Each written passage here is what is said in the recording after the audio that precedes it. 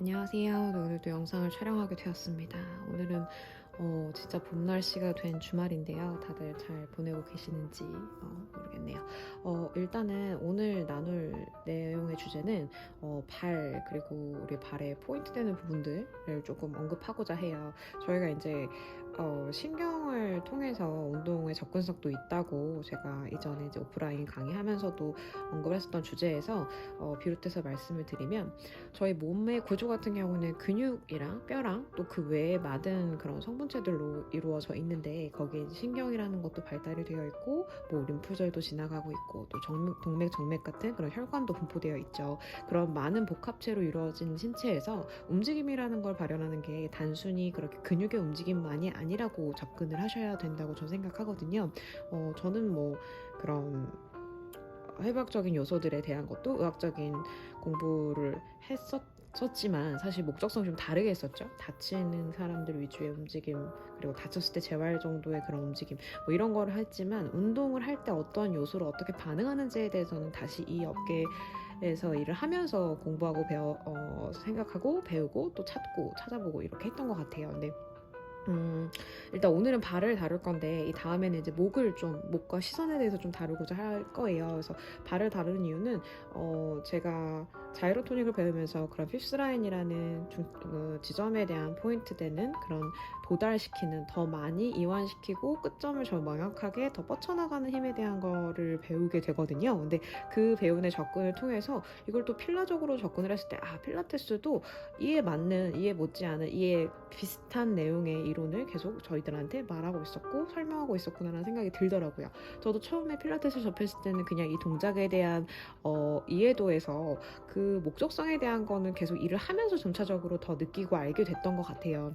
이 무슨 말이냐면 도지플렉션과 우리 플랜터 플렉션 이 두 가지를 저희가 동작을 할 때 그렇게 중간중간에 들어가 있는 포징의 그런 포인트 되는데 이걸 많이 놓치고 가르치는 선생님들도 많고 또 이거를 그냥 별 대수롭지 않게 중요도 없이 그렇게 티칭하는 경우들도 있긴 하더라고요. 저는 좀 되게 디테일적인 거를 집착하는 편이어서 굳이 회원들한테 안 돼도 계속 시키고 했었는데 일단 그런 것들을 좀 언급하고자 합니다. 일단 이 사진이 너무나도 우리 걸어가는 걷는 거에 대한 딱 걸을 것 같은 그런 자세 그림이라서 캡처를 좀 해봤고요.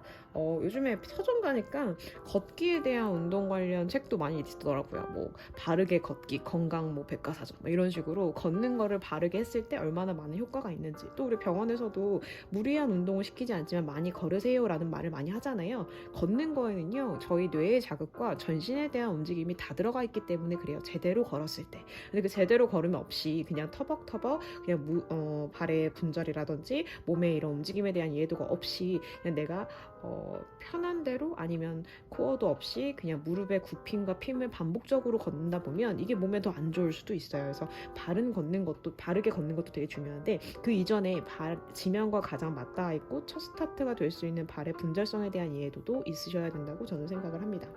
일단은 도지 플렉션, 그 다음에 플랜터 플렉션, 그 다음에 에버전, 인버전 이렇게 네 가지의 종류가 있죠. 이 두 개는 이제 수직선상의 움직임, 이게 발이라고 치면 꺾는 거, 그 다음에 포인트 두는 거, 그 다음에 인버전, 에버전은 좌우의 움직임이라고 보시면 될 것 같아요. 그래서 그런 움직임들이 발의 정렬이 이 면상으로 봤을 때 얼마나 무너지고 태가 바르게 될 수 있는지에 대한 이해도라고 보셔야 된다고 생각합니다.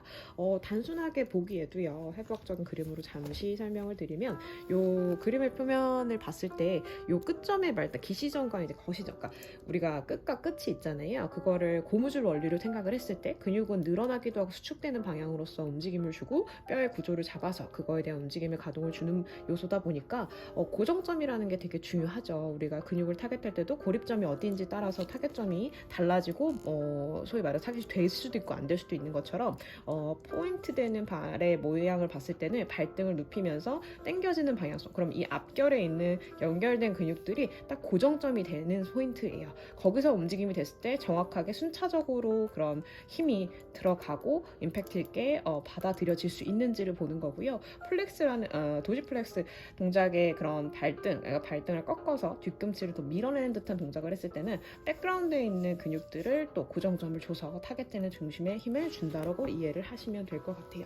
그래서 모양을 보면 동작들로 우리가 좀 이해를 해봤을 때 리포머 뭐 플렉스 포인트 하는 동작들은 우리 레그 시리즈 매트 동작에서 뭐 여러 가지 있잖아요. 싱글 레그 스트레치도 있고 더블 레그 스트레치도 있고 뭐 이런 동작들이 다 발목의 움직임과 발등의 움직임을 표현하면서 도지 플렉션과 플랜터 플렉션을 계속 연달아서 하는 움직임들이잖아요. 그렇게 레그의 동작에서 마지막 끝 말단점에 포인트 되는 동작들은 다 그게 들어가요. 그래서 그게 그냥 별 대수롭지 않은 하나의 모션이 아니라 이렇게 끝점을 정확히 찍어주면서 타겟되는 부분을 명시적으로 고정해주는 힘이라고 보셔야 돼요. 그래서 그 부분도 꼭 체크하면서 티칭을 들어가 주셔야 하고요.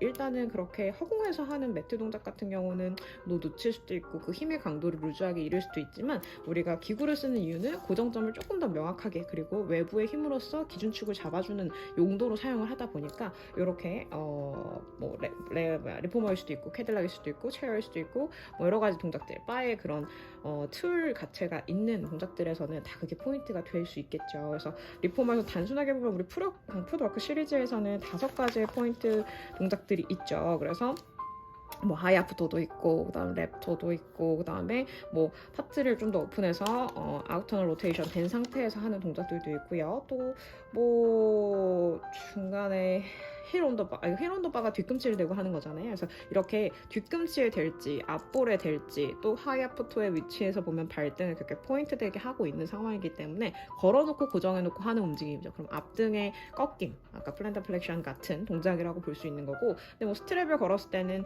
도지 플렉션과 플랜터 플렉션을 반복적으로 하면서 앞면과 뒷면의 다리의 모션을 잡아주는 거고요. 근데 만약에 스트랩을 걸고 하면 이런 동작에서는 이제 좌우 대치, 그러니까 다리 통을 기준으로 2개를 봤을 때는 안쪽 내전근 부분과 외측의 부분이 있을 거고요. 이쪽도 마찬가지일 거고 이런 좌우의 밸런스를 맞게끔 하는 걸 불안정성의 스트랩으로 주고 있는 상황인 거예요. 그러니까 조금 더 풋바보다는 어려워질 수 있죠.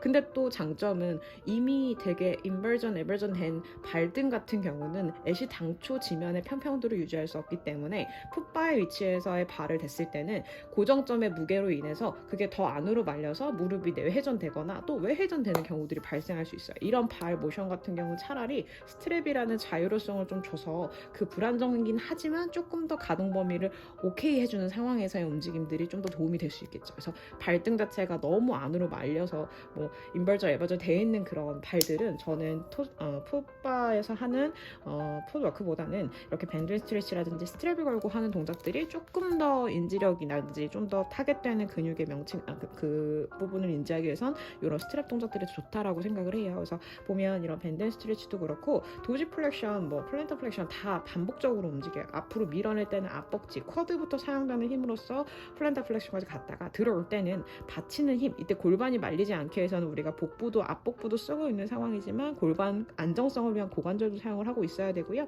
이러면서 우리가 풀 스쿼트 하는 것처럼 동작이 들어갈 수도 있겠죠.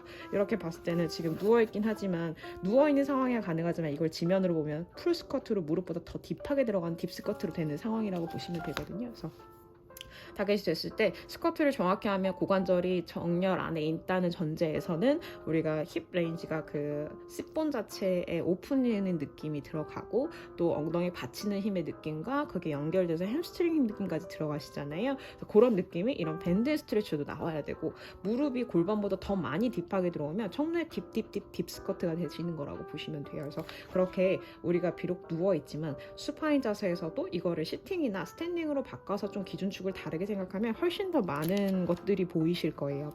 비트도 마찬가지죠. 우리가 도지로 했다가 포인트로 치면서 그 다음에 발에 포인트 했을 때 다리의 정렬을 유지한 상태로 안쪽의 내전근을 압축하는 느낌으로써 또 이 전체 둘레통의 다리의 움직임이 들어가는 동작들이에요.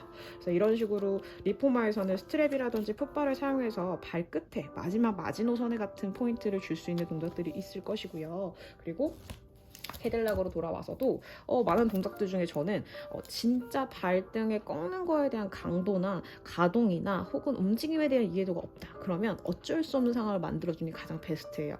이게 무슨 뜻이냐면 우리가 암서클링을 하는데 그냥 시팅해서 암서클링 하는 거랑 스트랩백에서 암서클링을 하는 거랑 완전 다르거든요. 스트랩백에서 하면은 코어를 안 잡으면 뒤로 넘어갈 수 있기 때문에 그 부분에 대한 인지가 무의식적으로 작용이 될 정도로 어쩔 수 없는 상황이 만들어지거든요. 저는 암서클링을 할 때 스카플라가 안정성이 안 돼, 견갑이 고정이 안 되고 계속 그냥 어깨 돌리기 같은 식으로 움직임이 들어간다면 그렇게 스트랩백을 해서 동작을 좀 더 고립점을 주고 인지를 하게끔, 타겟 근육을 좀 더 이해하게끔 하는 동작으로 바꾸죠.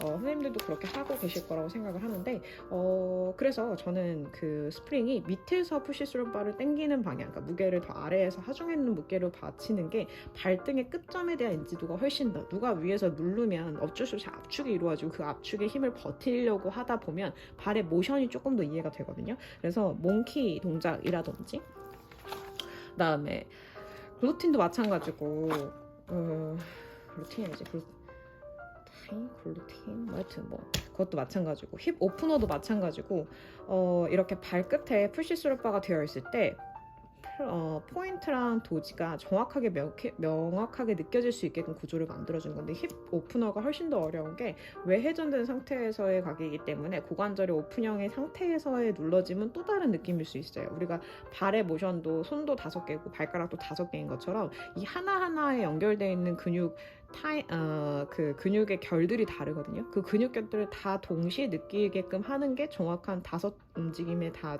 동작인데 그거를 뭐 한쪽으로 좀 치우쳐서 인버전, 에버전 돼 있는 발 같은 경우는 그쪽에 조금 더 무게가 많이 실리는 상황이다 보니까 그거를 외부 위에서 눌러주는 힘으로 조금 더 동일성 있게 조금 더 평평하게 들어갈 수 있는 구조를 만드는 것 또한 팁이라고 저는 생각을 해요. 그래서 뭐 어떤 것 중에서는 이렇게 반대로 요 방향으로 누워서 머리가 이쪽이 아니라 이 방향으로 누워서 하는 움직임도 들어갈 수 있고요. 이걸로도 풋워크를 진행했을 때도 발의 모션이라든지 위에서 아래로 하중하는 무게라는 걸 좀 더 느낄 수 있기 때문에 그렇게 이해하시면 좋을 것 같아요. 그래서 우리가 동작들을 디테일하게 보다 보면 발끝이 바뀌는 모션들이 분명히 사진상에 존재를 하고 이런 것들을 그냥 대수롭지 않게 넘길 것이 아니라 정확히 다리 기준으로 앞에 면, 쿼드 위주의 앞면을 쓸 건지 아니면 뒤에 햄스트링 위주의 뒷면, 후면을 쓸 건지에 대한 인지, 그 다음에 내측면과 외측면에 대한 개념의 인지, 이런 것들이 좀 필요합니다. 그래서 아까 사진에서 보여다시피 이렇게 발끝의 포인트가 어떻게 방향성을 두려고 하는 건지를 이해하시면 더 좋을 것 같아요.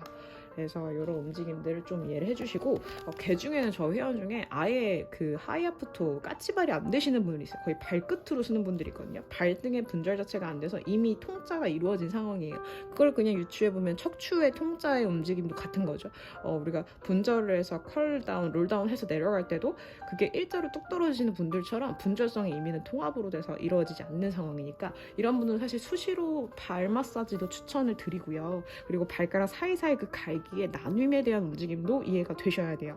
우리가 척추도 분절이 안 되는 분들을 풀기 위해서 컬이라든지 아치라든지 뭐 로테이션이라든지 뭐 사이드 플렉션 같은 동작들을 통해서 이거를 비틀고 비비고 하는 것처럼 최대한 움직임들을 줘야지만 이게 움직임성에 대한 이해도가 있으실 거고, 재밌게 표현한 사진의 그림이 있어서 이렇게 보여드리려고 했는데, 여기 보면 이렇게 뒤꿈치가 먼저 닿고 전체 면이 닿은 다음에 앞볼로 밀어내면서 앞으로 향해서 나가는 움직임이 강아지들 이렇게 뛰어가는 동작들을 할 때도 그렇고요. 사실 저희도 직립보행이지만 움직임은 같아요. 이 발끝 2개로 하는지 이 4발로 해서 스피디하게 더 앞으로 가는지의 의미이기 때문에 그렇기 때문에 척추의 모양이 우리랑은 다르죠. 저희는 이 길이 위에서부터 흔들리지 않고 유지돼야 되는 길이의 분열성이 있는 곡선이 필요한 거고, 이 친구들은 양쪽에 사이드면에 있기 때문에 이렇게 척추가 저희처럼 여러 가지 곡선이 있고 있진 않죠. 그래서 이런 움직임들이 좀 다르다. 근데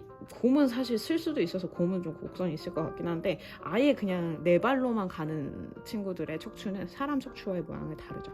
그래서 척추의 의미, 곡선의 의미, 그리고 발의 분절성의 의미, 또 발의 아치의 의미 다 필요한 부분들이라고 생각을 했을 때 선생님 좀 더 접근성을 줘서 발의 아치가 많이 무너지신 분들한테는 아까 말했다시피 스트랩을 사용해서의 동작으로 조금 더 피드백을 드리고요. 조금 더 이게 인지가 전반적으로 들어가면 그 다음에 풋바로 이용해서 조금 더 피드백을 드리고, 이런 식으로 단계적으로 가는 것 또한 저는 추천을 드려요. 그리고 수시로 발 마사지라는 게 제일 말단에 있는 부분이라 심장에서 제일 먼 구조성이죠. 거기서부터 순환이 되면 밑에서 치고 올라오는 힘으로 인해서 전신이 다 피가 돌고 있을 수 있기 때문에 매우 중요한 부분이죠. 그래서 인체적으로 해부학적인 걸 봤을 때 말단 말초 부분에 훨씬 더 많은 신경과 그 다음에 세포와 림프와 이런 것들이 되게 많이 존재하는데 신경이 진짜 많이 필요해요. 되게 디테일하거든요. 그래서 손이 다쳤거나 발이 다치면 되게 성형외과 위주로 수술을 들어가셔야 돼요. 정형외과에서는 할 수 없어요. 왜냐하면 디테일성이 다르기 때문에 조금 더 세부적인 동작들, 세부적인 그런 수술력들이 필요한 거고 그런 것처럼 우리가 큰 통으로 보면 몸통에는 혈관은 분포되어 있지만 신경이 그렇게 막 디테일하게 들어가 있다고는 볼 수도 없고요. 말단일수록 훨씬 더 좁은 공간에 많은 신경이 분포되어 있기 때문에 이런 손끝, 발끝 그리고 이런 말초 단계에서의 움직임 또한 절대 놓치지 않아야 되는 포인트라고 저는 생각합니다.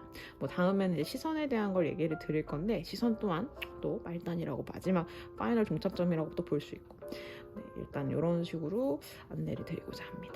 네, 즐거운 주말 되시고요. 감사합니다.